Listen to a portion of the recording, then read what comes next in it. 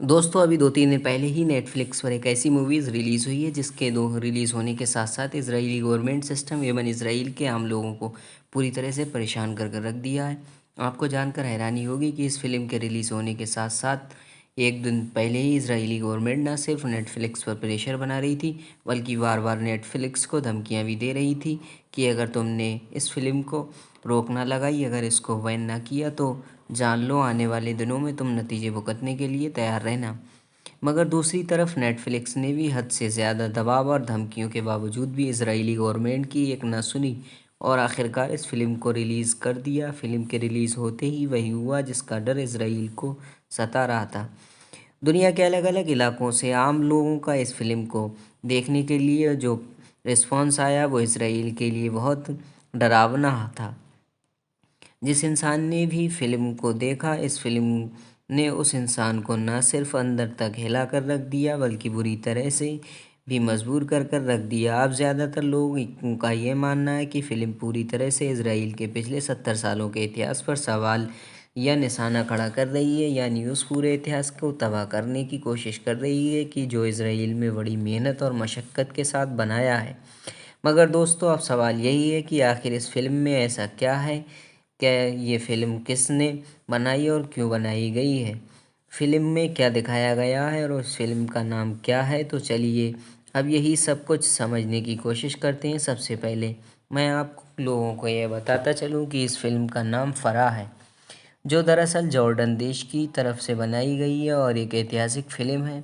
ऐसी ऐतिहासिक फ़िल्म जिसके सबसे ख़ास बात यह है कि इस फ़िल्म की डायरेक्टर भी एक ख़ातून यानी महिला है और इस फ़िल्म में जिसको मेन कैरेक्टर में दिखाया गया है वो भी दरअसल एक ही फ़ीमेल है, जो 14 साल की एक छोटी सी बच्ची है जिसका नाम फ़रा दिखाया गया है। वैसे तो ये फ़िल्म 14 सितंबर 2021 को ही रिलीज़ हो गई थी और इसको पहली बार टोरंटो यानी कनाडा के एक मशहूर शहर के फेस्टिवल में चलाया गया था, मगर ऑफिशियल नेटफ्लिक्स पर यह 1 दिसंबर को रिलीज़ हुई और 1 ही दिसंबर से ही इसकी स्ट्रीम करना शुरू किया गया और तब से ही ये लगातार दुनिया भर के सभी लोगों की नज़र में आ चुकी है।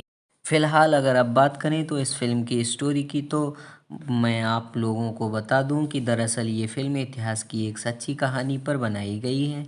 एक ऐसी सच्ची कहानी जिसको आज के दौर में हम लोग नकबा के नाम से भी जानते हैं।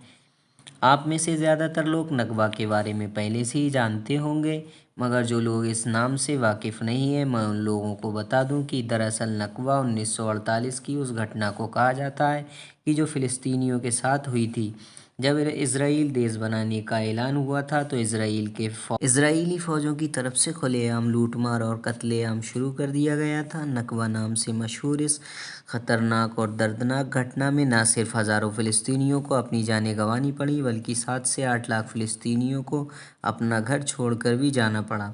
यानी उस वक्त इजरायली फ़ौजों ने 78% से ज़्यादा फ़िलिस्तीनी इलाके पर कब्ज़ा कर लिया था और इस तरह से ही इजरायली वजूद में आ गया।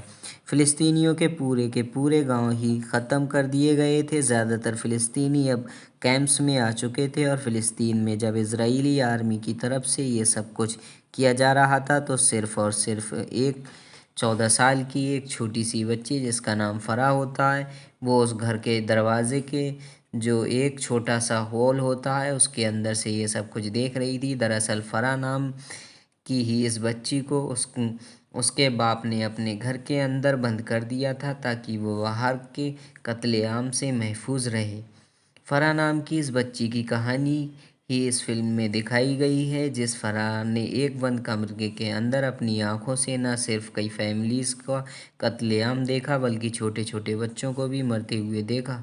इस फिल्म में फ़रा क्रिएटर की सबसे ख़ास बात यह है कि इसको एक फ़िल्म की तरह से प्रेजेंट किया गया है कि फ़िल्म को देखते वक्त आप फ़रा कैरेक्टर में खो जाएंगे, यानी उससे पूरी तरह से इमोशनल इस तरह अटैच हो जाएंगे कि आप फ़रा की जगह पर अपने आप को भी महसूस करने लगेंगे।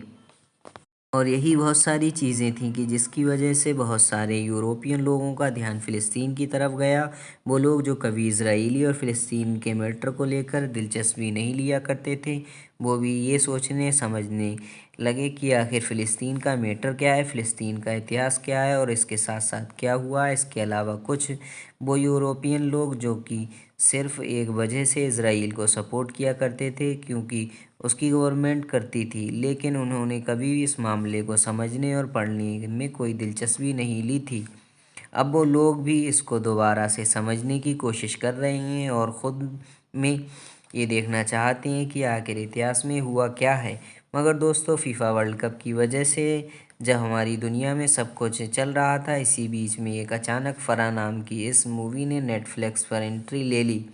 अब जाहिर है, जब यूरोप के ज़्यादातर लोगों के दिमाग में पहले से ही फीफा वर्ल्ड कप की वजह से फ़िलिस्तीन ही चल रहा था, तो लोगों ने इसके आते ही फ़ौरन इसको हाथों हाथ ले लिया। इसको देखते ही बड़ी दिलचस्पी दिखाई। देखने के बाद वही हुआ जिसका इज़राइल को डर सता रहा था।